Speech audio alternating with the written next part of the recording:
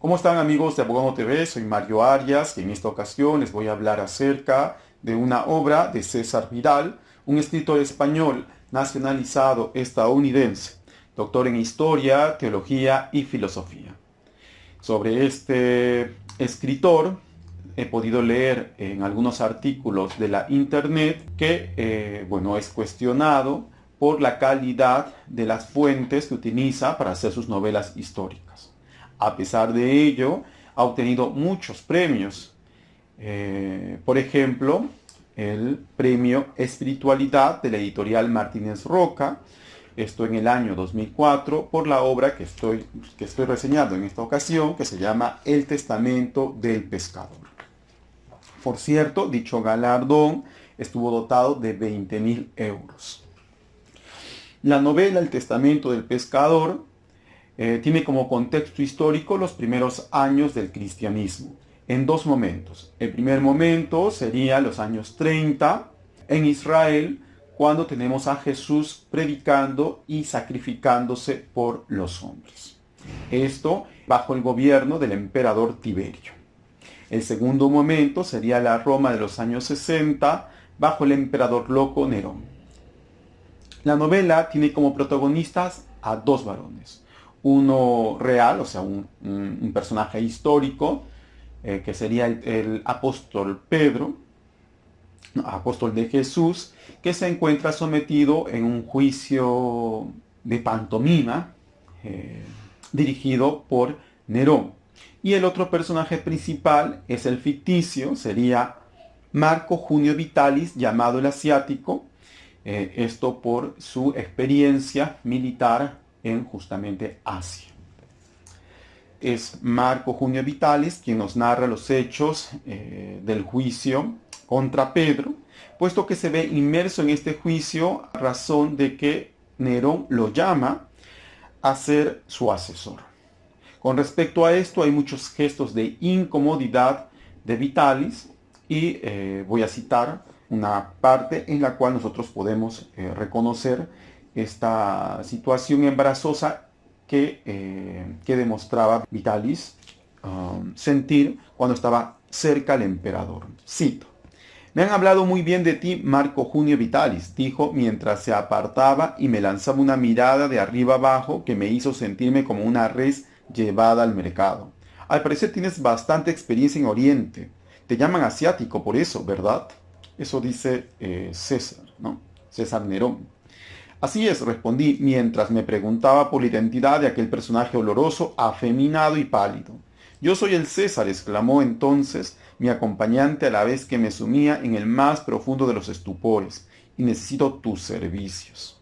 Bueno, la función del asiático consistirá justamente en ser asesor, y como asesor tiene que buscar la información sobre los seguidores del Cristo. Así lo escribe en la novela César Vidal. Cristo, J-R-I-S-T-O. Esto es ungido en griego. Y la información que tiene que buscar Vitalis, el asiático, es el de fuente, ¿no? Debe ser fuente que logre condenar a Pedro, porque ese es el razonamiento de la mentalidad psicópata de Nerón, cuando él quiere hacer justicia. Él lo que quiere es culpar, es condenar al procesado, que para este caso es Pedro, el apóstol Pedro. Cito al respecto de esta patología de Nerón: "Ahí es precisamente donde entras tú, Vitalis", dijo el César saltando con agilidad desde su mullido triclinio. "Quiero que seas un asistente de la instrucción, que me busques todos los datos que puedan resultar pertinentes para acabar con ese hombre, y sobre todo que tomes nota de todo a fin de que no pueda quedar lugar a dudas sobre la justicia de la condena caso de pronunciarse". Con respecto a esto, es interesante cómo César Vidal nos puede dar a entender la psicopatía de este emperador loco.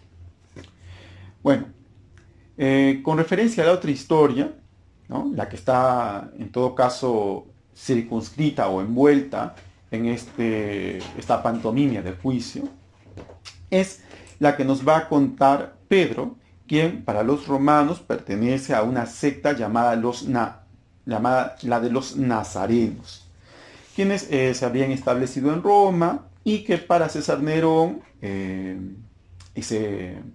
estos nazarenos con su predicación podrían traer más adelante algunos problemas para Roma.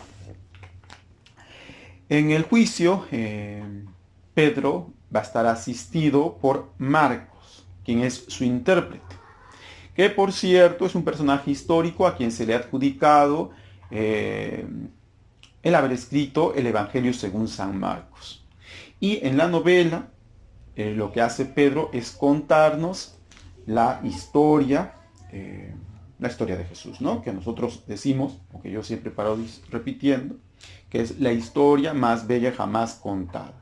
Esta es la de Jesús sacrificándose por sus amigos, o dando la vida por sus amigos. Justamente lo que Pedro nos está refiriendo está en gran parte, como fuente, César Vidal ha utilizado el Evangelio según San Marcos, aunque también ha colocado algunos hechos que no se registran en este Evangelio, sino en los otros. El juicio transformará a Vitalis, quien intenta contrastar la historia que está contando Pedro, esto revisando algunos documentos registrados por los romanos, como por ejemplo los que hacían referencia a la época en que nació Jesús, así como reflexionando sobre lo que el pescador Pedro está contando en el juicio, si tienen o no lógica estas ideas religiosas. Para el primer caso, que es el de buscar fuentes, ¿no? Buscar documentos que señalen la veracidad de lo que cuenta Pedro, Vitalis va a utilizar los servicios de su amigo, un erudito llamado Livio Marcio Rosio, personaje ficticio a quien se le caracteriza como un investigador con mucho prestigio. Además, Vitalis va a tener un encuentro con Marcos, el intérprete, con el mismo apóstol Pedro y con los hijos de Simón de Cirene, que ustedes deben recordar, que es el hombre que ayudó a Jesucristo a cargar la cruz. Por cierto, los hijos de Simón de Cirene son Alejandro y Rufo, quienes también en la novela, y esto César Vidal lo pone oportunamente, ¿no? Ya que las fuentes historiográficas mencionan que es así, también estos hijos de Simón de Cirene serían nazarenos, o habrían sido nazarenos, ¿no? Esta novela es buena porque nos motiva a aquellos que hemos leído los evangelios a volver a su lectura. Para los jóvenes creo que sería muy bueno que la lean, sobre todo para aquellos que creen que la lectura de la Biblia es aburrida, ya que quizás podría serles un poco complicada leerla, ya que la Biblia está en versos, pero aquí César Vidal nos habla de la historia, de la vida de Jesús, ¿no?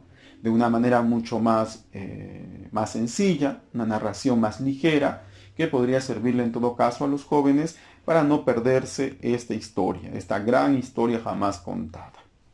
Ahora, creo que para aquellos que están esperando gran literatura en el género novela histórica, bueno, será un chasco, porque la novela queda chico en ese sentido.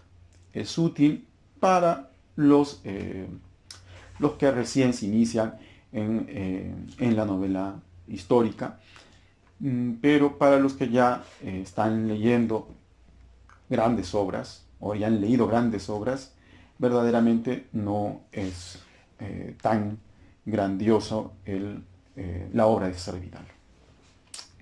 Por cierto, César Vidal hace algo que a mí me gustaría que hicieran otros escritores de novelas históricas, que es registrar cuáles son sus fuentes, ¿no? Al menos para los hechos históricos narrados, ¿no?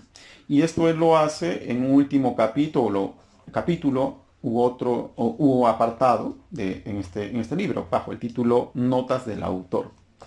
Pero justamente aquí es que podemos darnos cuenta de que las críticas que se hace a César Vidal, al trabajo de César Vidal, tienen en cierto sentido